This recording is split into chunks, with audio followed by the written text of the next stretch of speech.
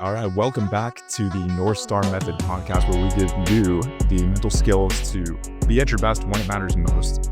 My name is Sebastian. I'm the co-founder and CEO of Northstar Performance Psychology. My name is Sean. I am co-founder and director of mental performance.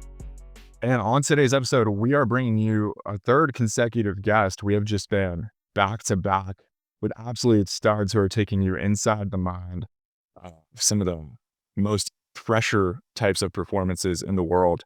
And today is no different. We have somebody that the way that I know him is pretty funny to consider how we've ended up here. Actually, my first and oldest guitar teacher.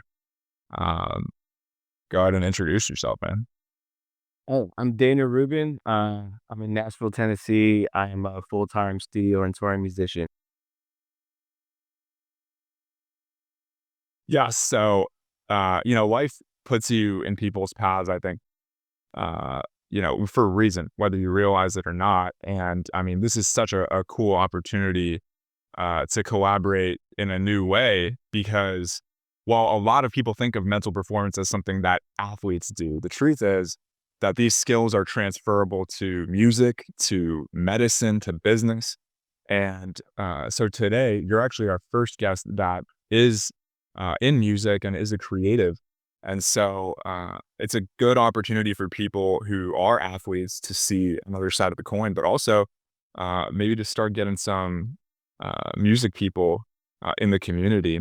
And speaking of music, guitar is something that a lot of people try to pick up, right? It's probably the most commonly played instrument, whether you're around a campfire or like a church service. I mean, there's guitar everywhere. And I remember back in like middle school, I was super into like punk rock, like Green Day, especially Rise Against. These bands that were really saying important stuff, but doing it in a way that was like, it didn't feel like you were reading a book. And the music was so technical and so interesting. That's what inspired me to find somebody who understood that music. And you had that background. What I wanted to bring up a quick story, and I'll let you use that as a jumping off point. There was a moment in one of the lessons one day where, I'm probably 13, 14 years old, still trying to figure out, what do I want to do? And I remember saying, yeah, man, I love music, but it's not, I don't know if it's a good job. And for the rest of the lesson, we only talked about how it's absolutely crucial to figure out what you love and why you love it and go do that no matter what anybody says. That was something that stuck with me, and it clearly came from a place of experience and insight. So with that being said, I mean, how did you figure out that you love this? And then what helped you kind of stay in touch with that to get to where you are now? Yeah, so it's funny you mentioned punk rock because that's really where it all started for me. I was 12 years old when my sister took me to Warped Tour. Kind of funny that Warped Tour is making a comeback now. This was Warped Tour 97. I think it started in like 95, 96. It was like, it's only the second or third one. It was still this little upstart thing, a lot of skateboarding and these like California punk bands. And I just saw these guys with like all these tattoos playing like Les Pauls and talking about things that were really important and meaningful.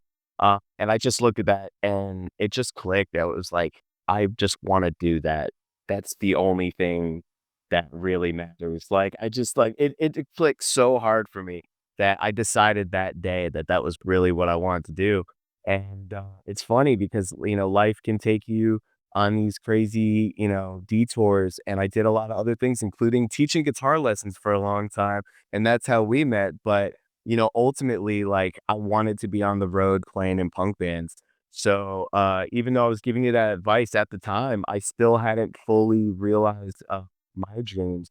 And it took some other events in life that kind of push you in a direction. You reach some forks in the road and you got to make that decision. And that led me to Nashville. And then I started picking up touring gigs. And, ironically enough, I came here to play country. And the first thing I did was got in a punk band. And I started playing in a bunch of punk bands for a long time. So I think on some level, you can't really escape your destiny. If there's something that is deep inside you that you're really passionate about, in some way it's gonna manifest. Whether it's teaching kids Rise Against songs or, joining a band and hitting the road, like there's some way that it has to come out. And every point in my life where I tried to do something else, it never worked out. And I always ended up miserable and questioning myself. But whenever I played music and whenever I was like doing things on that path, it's always been rewarded. And I think hard work is always rewarded. Effort always pays off. And especially when you're pointing your boat in that direction, like you're going to end up where you want to go. So it's been a lifelong commitment. And I always like to say I'm 40 years old, but I always like to say I'm making like 10-year-old me proud, because these are dreams that since I was a little kid, and that's what I'm doing now. So, it's taken me 30 years. I thought I've done all these things by 25, but here I am doing it, and it's taking that long road that absolutely got me here. And like the thing that you fantasize about when you're a kid, I was just going to be on the cover of Rolling Stone, like out of college. So, yeah, it takes a long time, but it was always the dream. I never had any, I never didn't know what I wanted. It was just a matter of building the confidence and taking the action to do it. But I never was a person that had no idea what I wanted. This was always the dream. There's there's a lot of power to knowing you mentioned pointing the boat in the right direction. This is kind of quintessential as to like how we approach working with people too, is like a lot of times people are so like, overall end game outcome oriented that they don't know how to start. And because it's all just thinking of the end, and really is you want to find what direction you want to go in and do the things that move you, 1% further in that direction. It's funny hearing you talk. I have a cousin who's actually really like a brother of mine named Malcolm Flavel. Shout out to him. And he's a musician in the Fort Lauderdale area. He likes to think, or he likes to call himself, and I like to agree with him. I shouldn't say it like that. That he's like Fort Lauderdale's musical hero, and he knew for like his entire life since we were like 5 years old. He's like, I'm never gonna sit in an office and do bullshit. I'm going to play music in whatever sort of way, shape, or form that looks like. So it's really cool to see the people that are able to sort of actually establish themselves in this field, kind of sharing that similarity. Yeah, the boat analogy I think is good, because I always think of like a giant tanker ship. And it's like, it's really hard to steer that thing, and it's not very agile, but it's kind of slow and powerful and relentless. So it's like whatever direction you point that ship in, it's gonna go there. It might not happen at the pace you want, but it will go there. So wherever you point that thing, that's where you're gonna end up. So I use that a lot, because that's always how I think of it. It's hard to make these like big sweeping changes, but if you just generally point yourself in a direction, it'll get you there. The path is set. Right. Yeah, that's a common theme that we hear. We spoke to a UFC fighter, Basil Hafez, a couple episodes ago, and you hear it with all these high performers. It's like, I knew for a fact this is what I want to do, and I realized it. Like I committed to it. When I strayed from it, I couldn't put up with that. And yes, there's a big trajectory. You don't always notice the changes day by day, but you don't necessarily care if you notice the change in the short run, because the other alternative is being miserable. So at the same time, most people, this is maybe our biggest issue right now, certainly in the country, but maybe in the world, is that people feel like their lives just kind of happened. There's no real sense of like intentionality, like they got the opportunity to design it. And of course, there are external factors involved in where we end up. But why is it that some people are okay with just being okay, and other people know that there's only one option, and that option is to live completely in alignment with who you really want to be? Yeah, and that all just boils down to perseverance. I mean, I talked to musicians that I used to play with decades ago, like guys I was in bands with in high school. And they're like, man, I can't believe you're doing all this stuff. That's so cool. It's like, dude, you just quit. Like, you were better than me, like, you wrote better songs than me, you just stopped, and for whatever reason, everyone has their excuse, life got in the way, I needed the big boy job, I had a family, whatever, which I get, and that's valid, but there's a lot of this, like, grass is always greener thing that I run into with people, and it's like, I'll talk to college buddies who are very successful, and they have a beautiful family, they got a big house, they drive a nice car, they're doing their thing, and they'll come out on tour and come see me, and they go, "Man, it's so awesome what you're doing." And I'm like, "Dude, I rent a house. I'm single. I have a cat. I have a roommate who's a bartender." And like, but yeah, to you, I'm living the dream. But to me, like, you've built a great life. But when we really talk about it, what you find is that a lot of those people never tried anything special.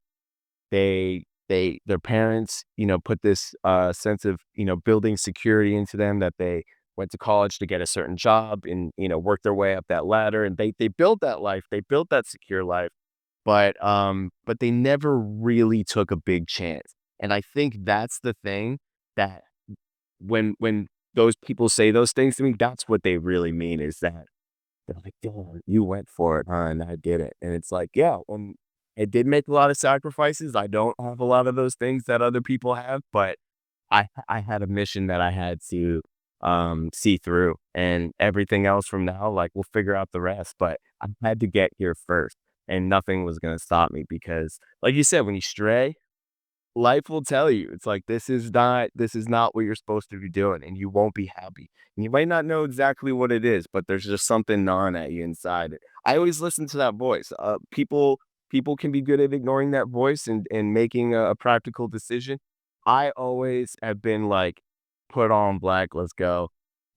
Like, we're in the matrix, dude. Nothing's real. Come on, we got this. Like, this world is our playground. We can really make whatever we want of it, and that's what I always tried to, teach the kids and everything is that, like, you really can do whatever you want. You just have to do it. You have to make the commitment.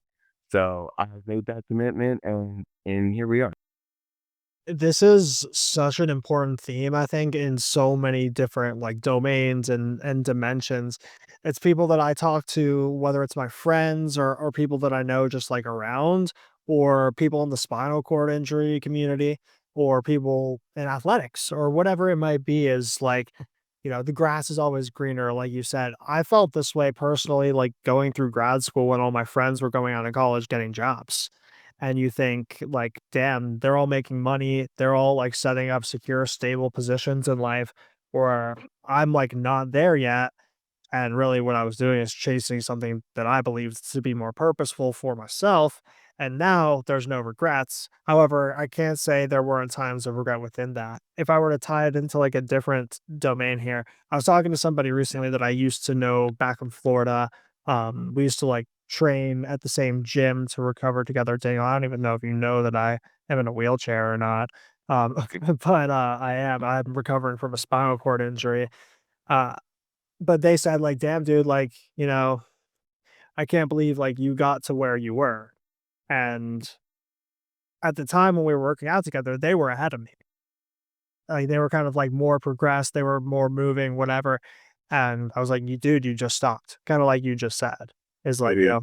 at that time I wanted to chase this goal of being as like functional as possible independently.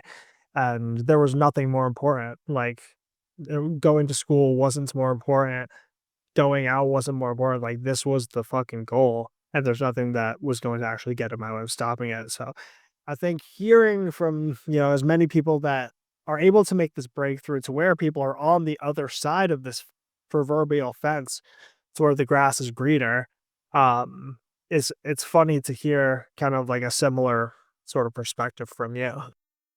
Yeah, and it applies to a lot of things. I mean, being an entrepreneur, like, taking a risk, taking a plunge, betting on yourself, or these athletes that, they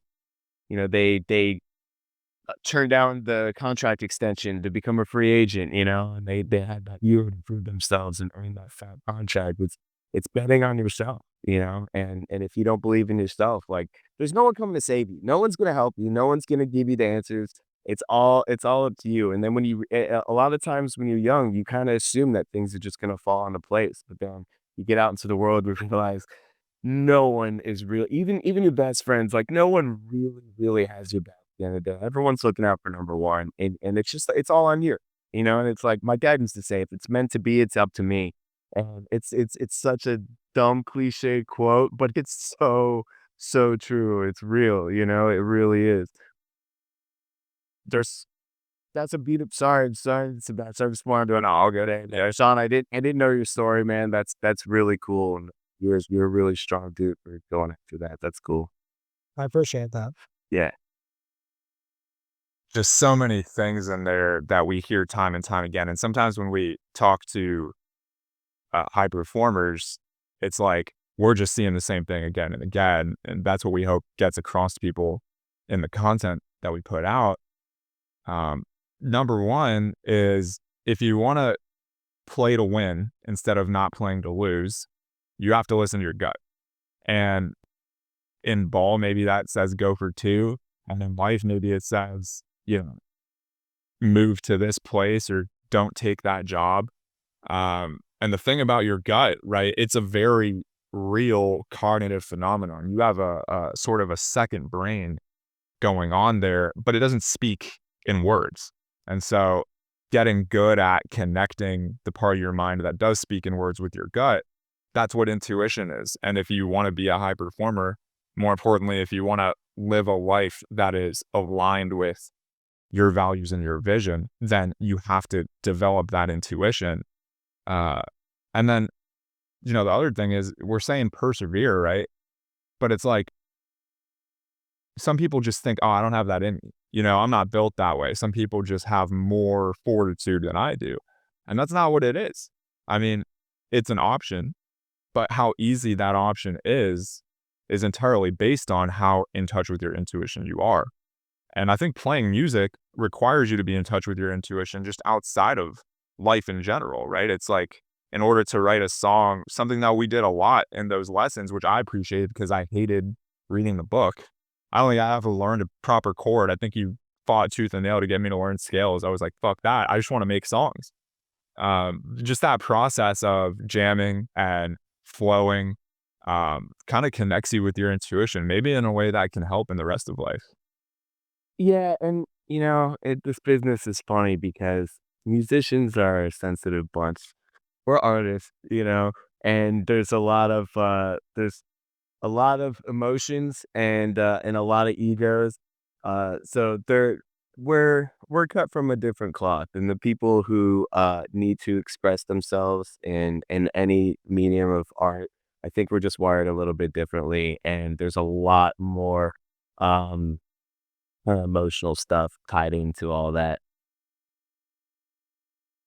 Yeah, well, I mean, there's evidence for that for sure. Like, Yeah, we're talking a lot about this philosophy behind these things, and we're talking about these general concepts, but I'd like to tell, some stories and get into some of like the actual things that I've gone through because for me, there was actually one very, very life defining moment for me. There was a huge fork in the road where I chose a path, and it's kind of led to all of the success that I'm having now. So, I wanted to get into some of that stuff. Uh, I've been in bands my whole life, moved to different cities, joined different bands, all DIY independent stuff, DIY regional van touring, self-funding records, doing you know, Kickstarter campaigns and stuff, just like, really grassroots, like ground level stuff. And I did some things. I got to meet some of my heroes. I got to open for some of my favorite bands. Like I had some really cool musical experiences. 311 was one of my all-time favorite bands growing up. We opened for them. They brought us on one of their cruises. And I ended up coming back to Florida. My dad had a back surgery that didn't go well. It took him a long time to recover, and I ended up going home to help him run his business. I was just gonna help out for a few months until he got back on his feet, but the recovery didn't go well, so it was just dragging on. And I was manning the shop I ended up back in South Florida for 2 years working out his business. And it got to the point where he was ready to retire, and I had a relationship in Georgia that we were talking about her moving down to Florida, and I was gonna take over my dad's business, buy my girl the beach house and the boat, and live that Florida life, and just give her. I knew that's what she wanted, and you know maybe my accomplishments in music, maybe that was enough. I did some cool things. It wasn't like I did nothing. It was like I did some cool things, and I was kind of exploring that feeling of just like that was it. That was a good run. It was pretty cool. Like now I'm just gonna be a normie, and like, oh, I opened for 311 at one time, like strung out, invited me on stage to play bass on a song. Like those were my career highlights, you know? Um and I was making peace with it. And COVID hit. Mm. And we're in the middle of 2020. Uh and my relationship was on the rocks. Uh, the business was kind of shut down. I was sitting at the shop all day, just being there for deliveries and stuff. But I'm sitting there by myself, and I'm fighting for this failing relationship, and we're talking about whether or not she's gonna come down. She didn't come down. And I told my dad, I don't want the business. If you need to retire, I'm not you. This was your thing. You built this. I can never fill your shoes. I can help out, but at the end of the day, that whole business was built around him and his expertise, and that's what his clients. It was a wine business, and my dad's like a huge wine expert to the point where these multi guys with multi-million-dollar collections would come to him because they respect his take on things. So I could never be that. I like wine. I'm not him. I don't have the palate that my dad has. So I said, you know what? If it's time to close it up, let's close it up. And I'm gonna move to Nashville. And my relationship ended. I left the business and I moved to Nashville in the middle of pandemic with nothing. I literally drove up without any of my stuff. My buddy who wanted to move with me, he came from Idaho and he drove his car. And we just came to Nashville without a place. And it was in the middle of the pandemic, and we were driving around. We stayed in a hotel for a couple of days. We were like holed up in a La Quinta and looking at like as many places a day as we could. And finally we found this house that I'm still in 5 years later. And I had to go home and get all my stuff and come up here. So I moved up here with nothing, with no prospects, no job lined up, nothing going on. And I was freshly out of this long-term relationship. I was a mess, to be honest, but it just seems like nothing was working out anyway. So screw it. What have you got to lose? And then I ended up just only trying to make friends. I didn't come here asking for anything. I just put myself out there socially, tried to be open and generous with people. If someone invited me somewhere, I just went. In fact, one time, my buddy invited me to this thing. He was announcing and emceeing like at a baseball game, and I went. And he goes, "Dude, you showed up? Like, that's so cool." And I'm like, "You invited me, bro." Like, he's like, "Yeah, I know, but it was just like, I thought you throw it out there. Like, he didn't expect me to come." And that's just how I treated my first couple years here. Um, so then, like I said, I got into this punk band called In Her Own Words. And I made friends with the singer. We were hanging out at parties. I kinda casually, like, one time I was like, "Hey, man, if you guys ever need anything when I'm around." He's like, "I know." He made this little motion. He had his, like, pocket open, and he's like, "I got you right here, man." He's like, "If I ever need some," and he's like, you're right here in my back pocket, like, you're on deck." I was like, "Alright, cool." So then he calls me to dinner, and, he's like, "Dude, we need you, to play drums, and we have some dates coming up." The very first shows that I played with this band were overseas. I had never been overseas. I'd never been to Europe. We went to the UK to play Slam Dunk Festival.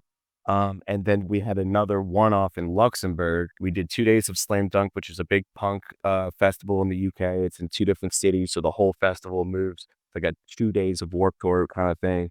The third show was going to Luxembourg to open for the Offspring.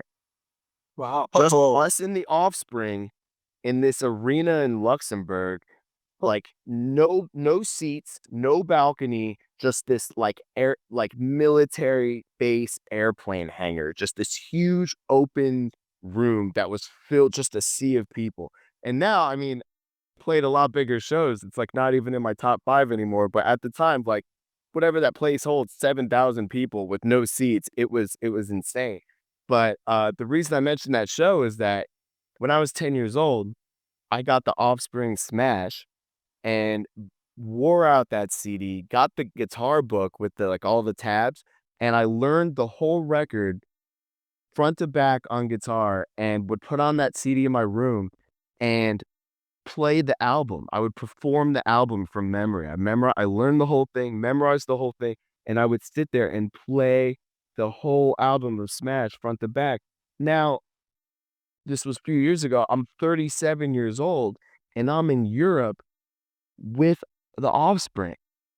And in that moment, I realized it was like this was all part of the plan.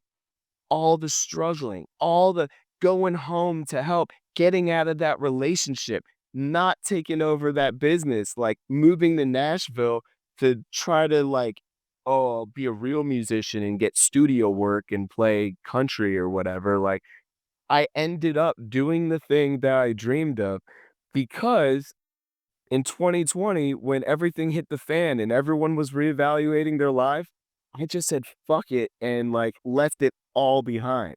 And there was a moment after that set where I was texting my parents back home and I was ugly crying in this bathroom. I was bawling my eyes out. It was such a huge release. I had this weight off my shoulders and it was like, it was all for a reason. It was all meant to be. Like, I was thanking my parents for buying me instruments and paying for lessons and all the support and, not nagging me too much for not having for not being a doctor or whatever they wanted from me. Yeah. So when things come full circle like that in such a dramatic way, um, it's the ultimate validation. It's the ultimate, um, just feeling like it was all for a reason and things happen the way that they're supposed to, and that is what you have to get to that moment. You have to find that thing that makes it click because that was actually the start of my career and everything that I'm doing now. It was just the first sign from the universe, from God, from whatever you believe in. "Hey, what you're doing is working. You're on the right path." And I think when you're living right, I think just things really fall into place. I really believe in the laws of attraction and the energy that you put out and what you receive. And I think if you are living in an honest way, if you're an open, loving person, you're gonna attract awesome, beautiful people. And like the people in my life in this town, I know so many amazing, creative, successful people, and I didn't like go looking for them. We just kind of find each other, and the vibes are good, and people are doing things. People are, you know, uh, starting your own businesses, doing things that they're proud of, and everyone's just kinda living the way that they're supposed to, and we all find each other, we attract each other, and I'm a firm believer in that, so the more positive energy I try to put out and be a good person, just, do a good job, I really let everything else take care of itself. I've never been a big social media guy, I'm not a music influencer person, I don't like really being on cam I don't like editing video. I don't like, using, I wanna play music. I don't wanna wrap cables. I don't wanna set up lights and cameras. I don't wanna do any of that shit. I play music with my friend. So because of I made things very hard on myself. I just have done everything very organically. But the way that I've gotten gigs is to just do good work and be a good person and hope that at least the next thing, and it always does. If you just do good work and you're a good person, you will find more. People will be like, "Oh, that guy kicked ass. Give him something else." All the gigs that I've gotten were recommendations. "Hey, I heard you did this. You did a great job. Do you want to do this?" And now we're playing country and we're on major label and riding buses and taking PJs to stadium gigs and all that stuff came from just, yeah, hey, I took a punk gig and, and kicked ass on that tour and came home and the phone started ringing. So, do good work and everything else will take care of itself. Ye That's the first thing that I was thinking of as you were kind of telling the story. Sebastian, I'm sure there's a lot of things on your mind as well, but first of all, it's just beautiful. I mean, it's extremely inspirational for people that do feel like their life is in a rut and that they have nothing to lose. It's like, dude, fuck it, go chase that dream. Go like do the thing that like, hey, like you kind of said it in a way that I don't know if it's nihilistic, but it's like, hey, like there's nothing to lose. Like you might as well. And then when you get there and you're like realize, hey, I'm in Nashville, I don't know exactly what I'm doing. I'm just gonna be the person I think I should be. And you like I'm gonna go put out good energy. I'm gonna go to these things that I'm invited to and try to create this network of other people who want to be putting out the similar energy. And you find like karmic retribution, it comes back to you. And whether it's positive or a negative, and yeah, no, it just really goes to show like you get what you put out. Also, you mentioned one other thing. When you're like being the person that you should be, you find that things fall into place easier. It's like, yeah, we call it living in alignment. You're doing the things that you should be doing. You have this kind of vision of who your best self is, and your actions are in line with that. And yeah, from there, well, navigating life is just much more pleasant. Yeah, and it's attractive. People can feel that when you're happy and fulfilled. And I was just talking to someone today, and they said, "Oh, you built a cute little life there for yourself." I was like, "Yeah, I'm doing all the things that I want to do. Of course, yeah, it's great. It's good to be happy. And you really do reap what you sow. And when you're not in alignment, you might not know what it is, but Sebastian hit this earlier, but something's off, man. When the vibe is off, it's not good, and it leads to other bad things. Your relationships suffer.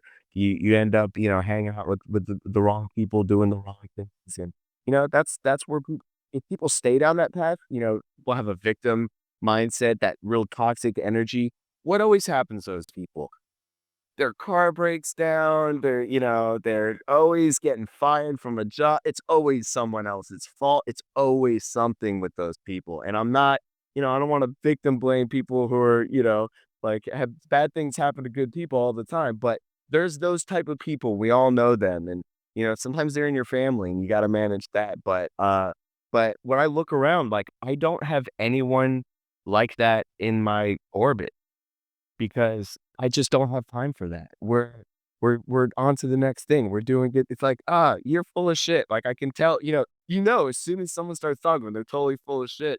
And there's a lot of wannabes in this town in the music business. Ooh, there's a lot of people coming. They talk about I did this and that and this, and like that's cool, man. Like no one cares what I've done. I'm telling my story to you guys, so you know what my life is about. But I don't care about any of the things that I've done, because there's a million people in this town who are more successful than me. No one cares what record I play on or what tours I've done, because every room I go into, like, there's real killers around here. So if you're here to brag, like, you're not gonna get very far, and people sniff that pretty quick. Um, the funny thing about entertainment is different than sports is there's a lot of subjectivity. So sports, there's a beautiful, just their stats. I Yeah. ran this, I finished this race first. I finished the season with more wins. We got the number one seed. We won the championship game. We get the trophy. Right. Hey, there were four bands on this bill tonight. Who was the best? Everyone's got a different answer. Like who's a better drummer? This jazz player who plays these beautiful like brush stuff, or like Eloy Casagrande who plays with Slipknot, like who's one of the heaviest hitting, like most insane metal drummers on the planet. Is one better than the other? Like, no, it's subjective. It's art. So how do you win at art? You just make good music and you be happy doing it and you hope that people like it, and that's it. It's some sure you could say someone sold more records than someone else, or someone got a bigger deal or sold more tickets. There's quantifiable, sure, but at the end of the day, it's all subjective. It's like, you know, Yeah. is what you're doing cool or not? You know? Is it good? Do people Well, like it? I was talking to my brother last night actually about an artist that I've been listening to a lot, Dylan Gossett, in the same kind of like Yeah, I guess atmosphere as you're in. sure. Um, and we were talking about like his lyrics in particular, and it comes down to, if the conversation came down to if you relate to it, it's good. And he had like a lyric on a song on his new album, a song called "Living the Dream," where it's about like, should I do what the world says is right, or is it okay to veer off a little bit while steering between the lines?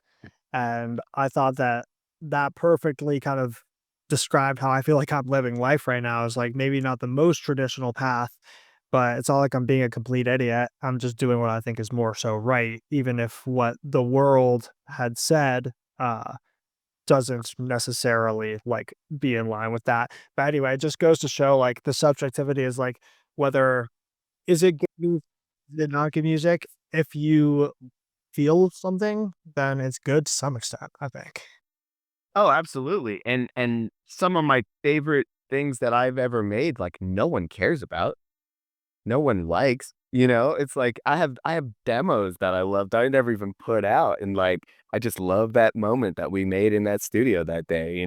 So, I chase that thing, and that goes back into, like, the social media stuff, like, I make music with my friend. I chase the good feels.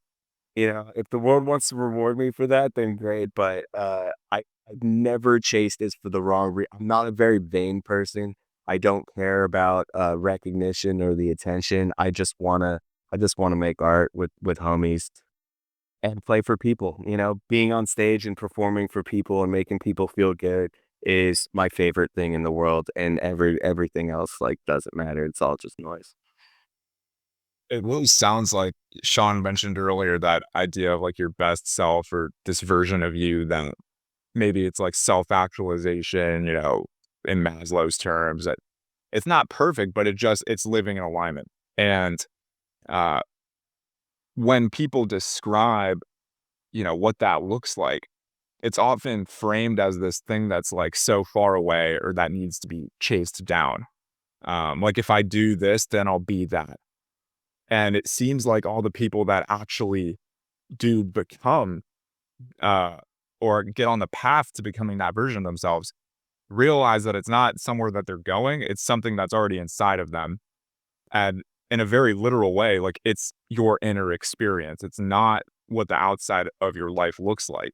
So those things need to be byproducts. We talk so much about living inside out instead of outside in. So do you look to labels and prestige and when you say I should do this, it usually indicates that you're looking outside in. But if you look out your window, you won't find a single thing growing in nature that grows from the outside in. Like a hollow tree trunk would get blown over as soon as the conditions get nasty. In order to be fortified and to last through those times where your back is against the wall, you have to look within and say, what are the thoughts and feelings and actions of the version of me that I want to be? And how can I tap into that now? Because, like you said, right? First of all, life is short and we don't really know much more than that. Might as well. And two, when you do have your back against the wall, you see it as an opportunity and not an opportunity to change the outside world, but an opportunity to focus on the process. That's what you did when you got there, right? It was just, I'm going to go put out the vibration of the version of me that I know I want to experience more of. And I know that other people want to experience that too. And as a result, my favorite thing is getting to provide that experience at scale to an audience. Um, they always say people don't remember what you said, they remember how you made them feel. Music is like the perfect embodiment of that. So if you do have a dream and you do want to do something that seems unreasonable externally, you have to go completely backwards and just embody the thoughts and feelings and actions of that person internally. You let the outside world take care of itself. Yeah, if I do this, then I will become that is bullshit. If you are that, you will do it. That's Yes. it. Dude, Yep. That's it. It's just who you are. for sure. And it's funny, like I play with all these different players in town, and like everyone plays their personality. You can't escape it. Like if you're kind of like a quiet, soft spoken, like chill guy. Like a lot of bass players I know, bass is like a very important like support role. A lot of bass players I know are like these big guys, but they're like these gentle giants. They're very soft spoken, like chill dudes. And when they're on stage, they sit back and they're just in the pocket, just chilling, And there's like lead singers like have these like big personalities and they want all this attention and they want the spotlight. And like when they're at the party, it's like all eyes on them, and because they want to be with the spotlight on them, right? Center stage singing songs. It's like that's just it's who you are. So if you are this person, if this is what you believe about yourself, then yeah, then if you just do the work, it will come out. It will manifest itself. You can't escape who you are. You can't fake it. You can't fake it till you make it is complete bullshit. Confidence is being able to predict an outcome of success based on past performance. I've done this 1,000 times, so the 1,001st time, I know it's gonna work out and it's gonna be fine. Well, that's real, real confidence. And it's not confidence like, oh, I got this because I'm awesome. It's no, I've seen this before. It's the experience that led me to this. Everything I've done is like prepared me for this moment. I'm not worried about it. I'm not worried about it at all. So as I got out of punk, turned 40, I'm like, I can't be in the van with these kids anymore. I need a real gig. And the only kind of concrete goal I set for myself was like, if I'm not doing something like if I'm not really making a living playing music by like 40, I gotta figure something else out. I do want to buy. I do want to build a family. Like I do want to like build some stability for myself. I can't do this forever. It's not cool to be like the 50-year-old like gray haired dude like in the punk band with 25-year-olds. So I set that one goal. I was like, it's got to lead to something bigger. I can't just keep doing the grind. The grind was getting old. Um, and I found myself playing country music, and, there's a huge, demographic for that. When you go to these country shows, it's like, it's the entire family, it's multiple generations, it affects such a bigger cross section of society than, like, punk rock does. And even though I love that, like, I wanted to get to something bigger, and I started to kinda put that out there and work towards that, and now we're playing country music. So, going back to steering the ship, it's like, if you just kinda know where you gotta go and you keep doing the things, like, when you get that call, you gotta be ready to take it. And I know that once I just played my first football stadium. Let me I'm gonna brag for just 1 second because we were talking out, Sean. You're you're the 954 guy. Are you a Dolphins fan? Ends up Ar maybe for long, Arlen unfortunately. came Yeah, so we grew up in South Florida, and, when the Marlins started, they played at Joe Robbie, and my mom used to take me to games. I went to University of Miami, the Miami Hurricanes play in the stadium. So 2 weeks ago, we just, opened for Morgan Wallen 2 nights at the Hard Rock Stadium in Fort Lauderdale. And this was my hometown stadium, my first time playing South Florida since I've been touring. I mean, I was playing Oh, in bands in college, but since I've been on the road, I've never made it all the way down to South Florida. We play Tampa and Orlando all the time, but these tours, it's a really far out of the way place to get all the way down there and go all the way back out of Florida. So it was my first show. My first show in South Florida is at the damn Hard Rock. And I was wondering, leading up to this, how am I gonna feel? Am I gonna be scared? Am I gonna be nervous? Uh, and I get out there and my heart rate didn't go 1 beat. It was just another gig. It's a bigger room. It's a bigger stage. That slap back, that reverb, the sound in the building, it's different. Football stadium is different than like a House of Blues that holds like 1,500 people. But for me, the performance aspect did not change at all. And there's a point when if you do enough of the grind, that everything becomes easy. And there is that true confidence that you just know it's gonna be fine because it's just another show, man.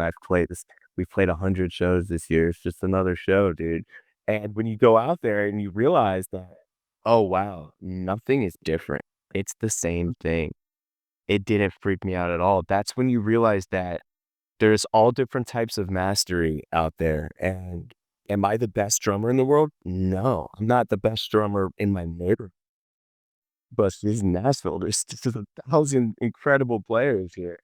But mastery takes a lot of forms, and if you're whatever you're doing, there's all parts of it. There's all the training. There's all the instrument is just one part of it, but, like, how good at you at, like, you know, setting up your gear, at calling out songs, at responding to a singer I play with this guy, Gavin Adcock, this country singer, and he's amazing because our shows have, like, this little bit of chaos to it. Gavin is a very passionate dude who likes to do things in the moment, and when he feels something, he just does it.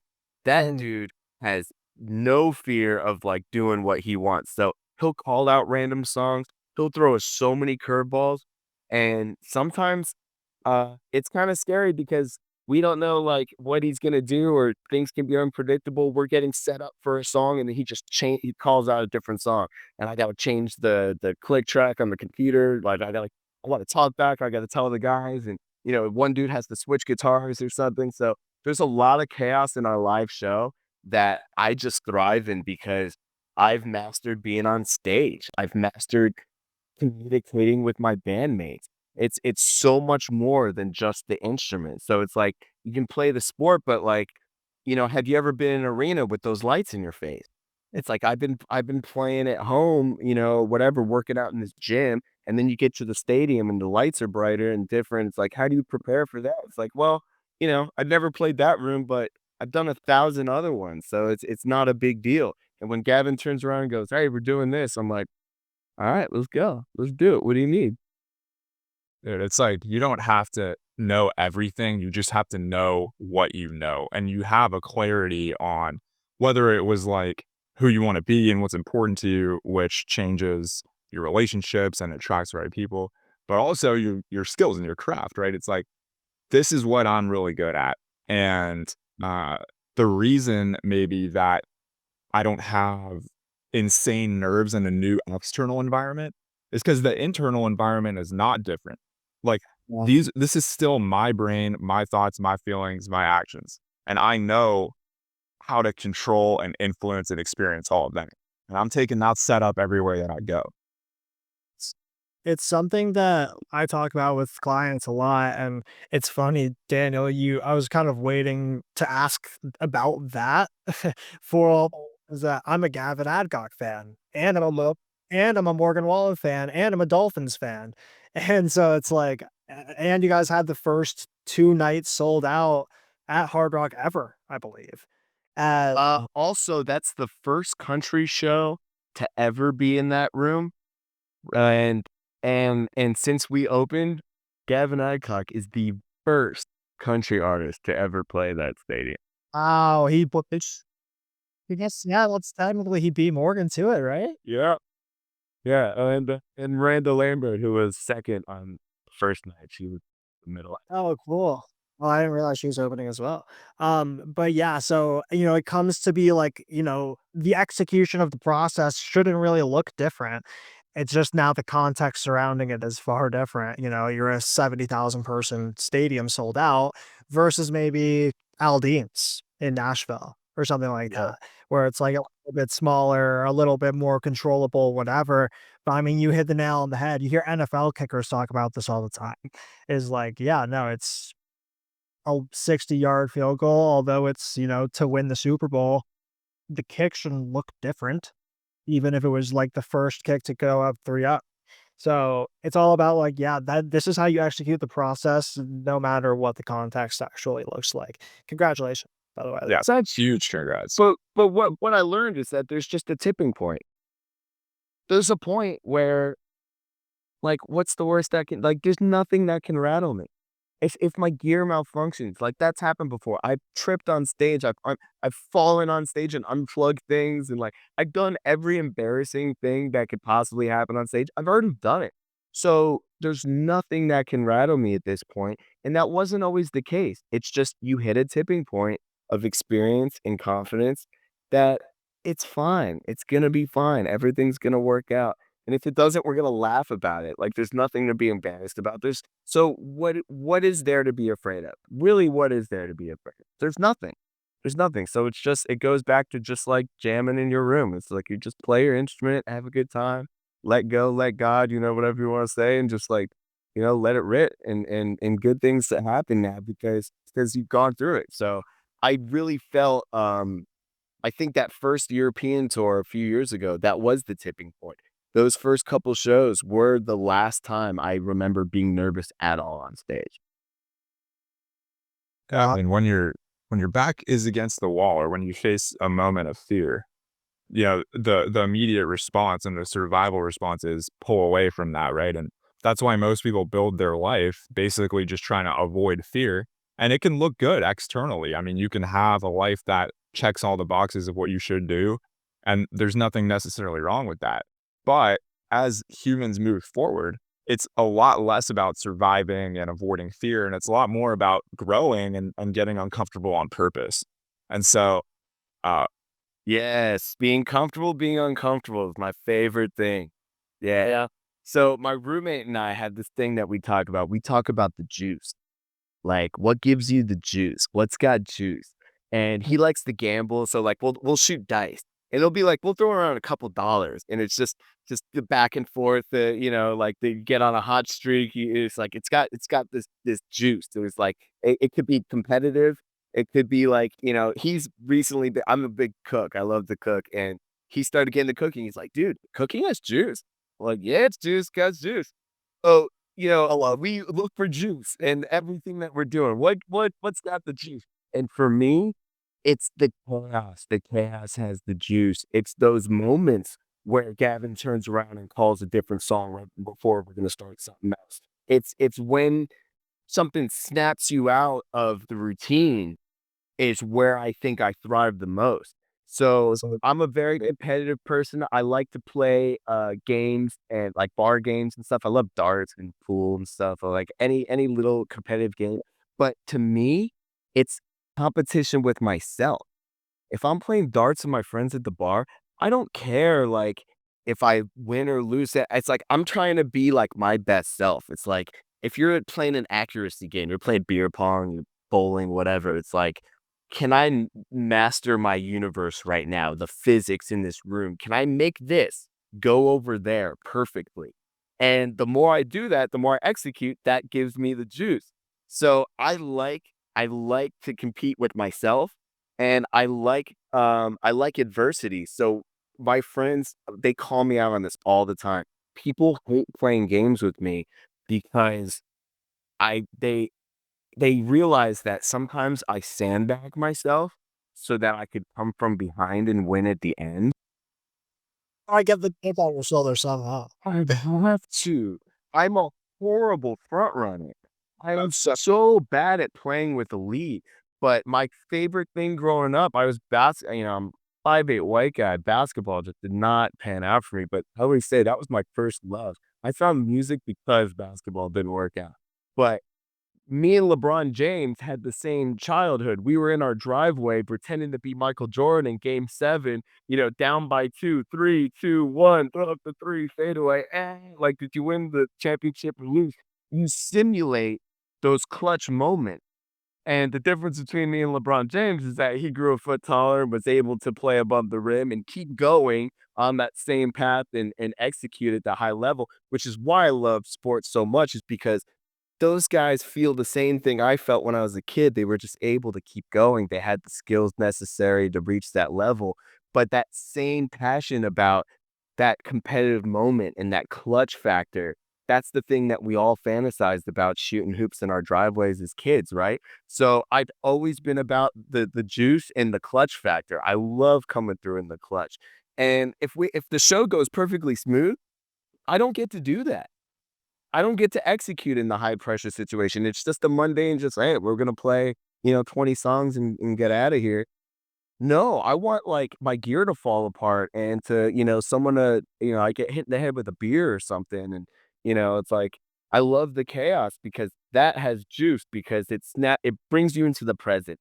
The Yeah. routine can get mundane and you kind of check out. But when something happens that's not according to plan, I just lock in and I do actually my best work. I think it's because I have like serious ADHD.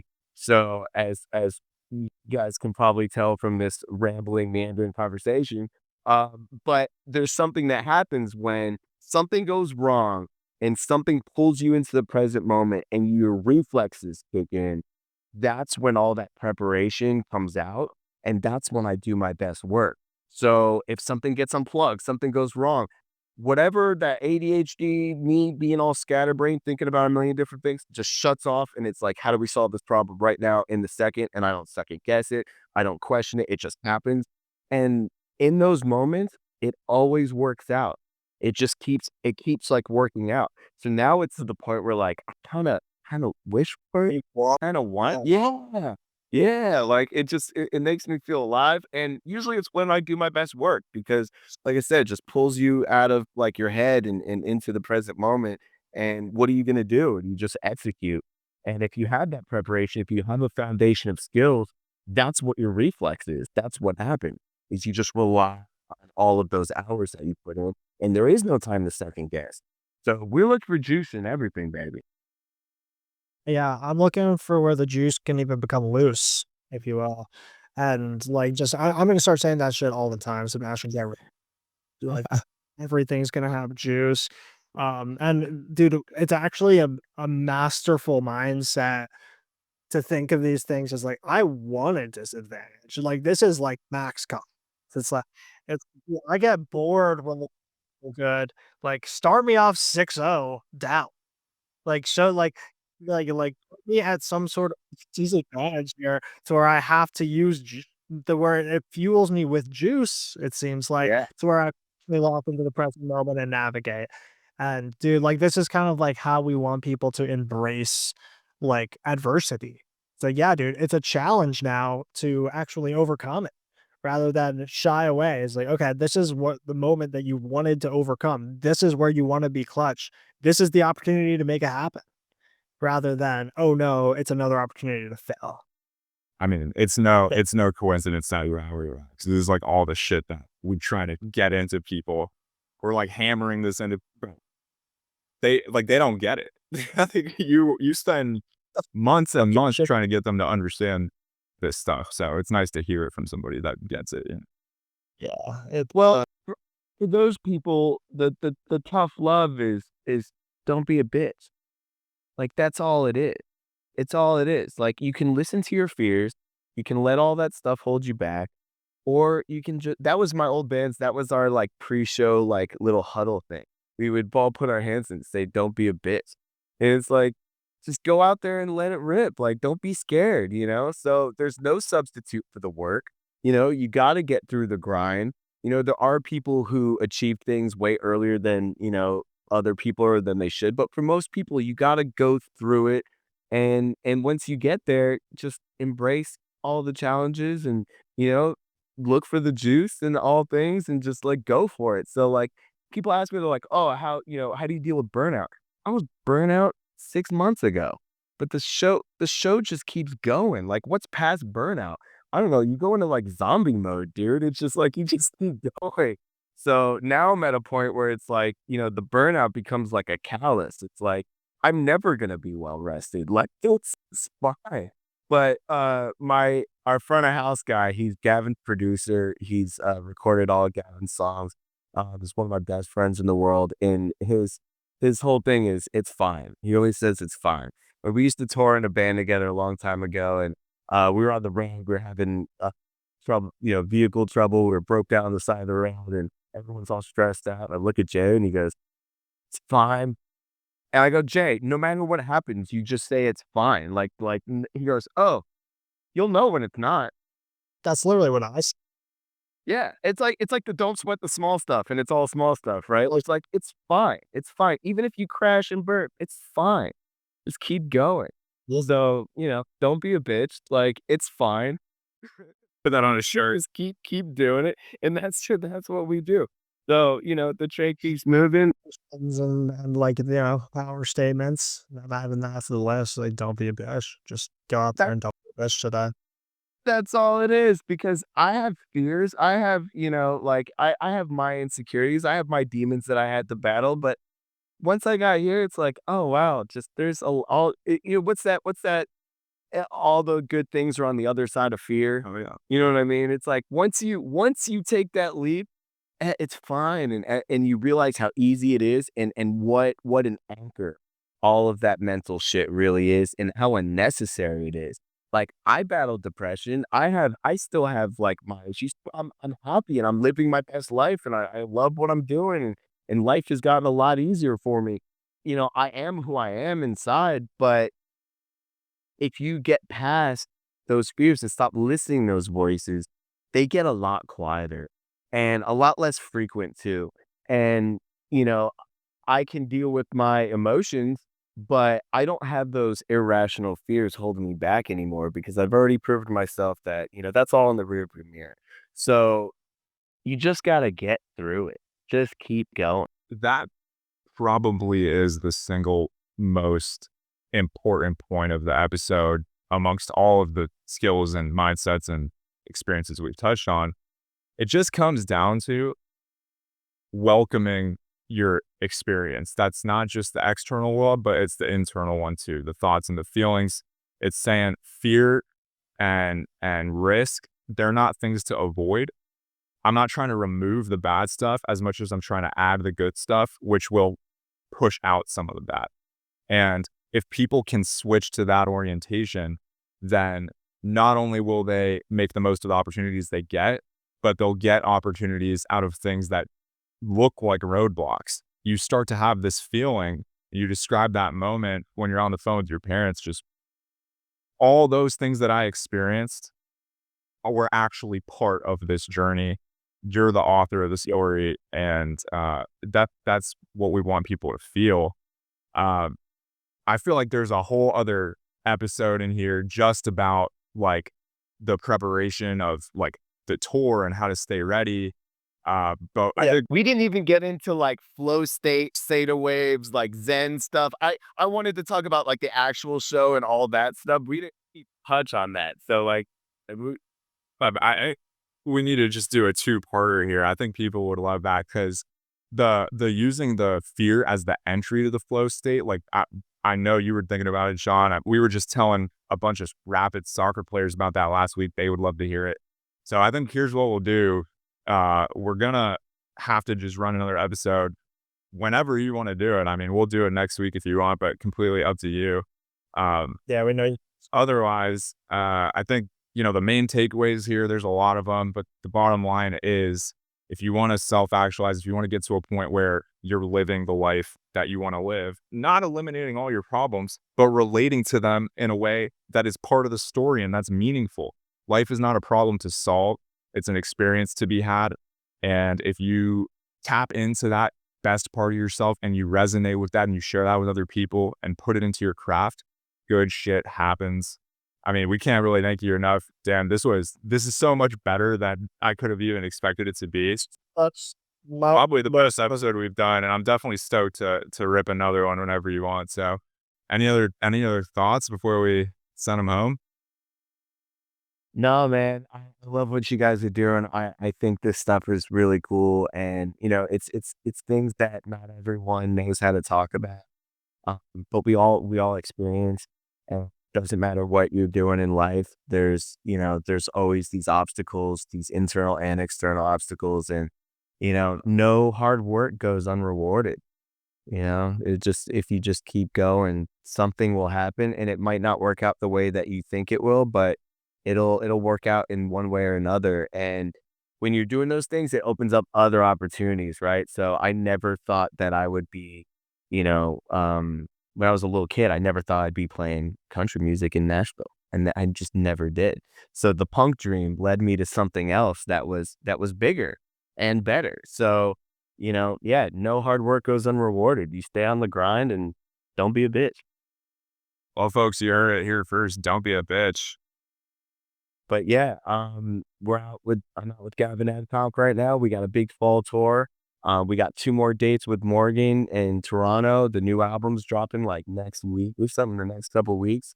So we got a busy rest of the year. So if you see that we're coming to your town, like hit me up online and I'd love to see you at the shows. As Gavin would say, like me and my buddy Dan put on a hell of a show. Well,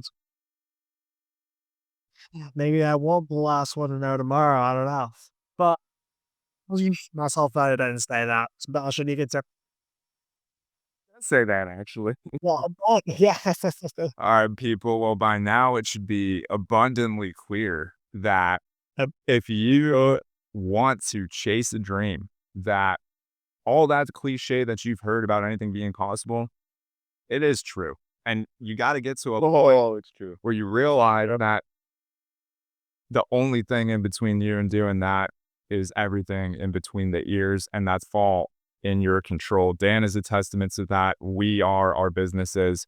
And if you're interested in finding ways to get into the flow, to start seeing obstacles and mistakes as a way to lock in, and just further understanding in depth how you can adopt those mental skills, you can look out for part 2 with Dan, which will be coming soon. Otherwise, if you want to support the podcast in a no-cost way to you, make sure to like, follow, subscribe. And with that, we'll see you next week. Love y'all. Peace.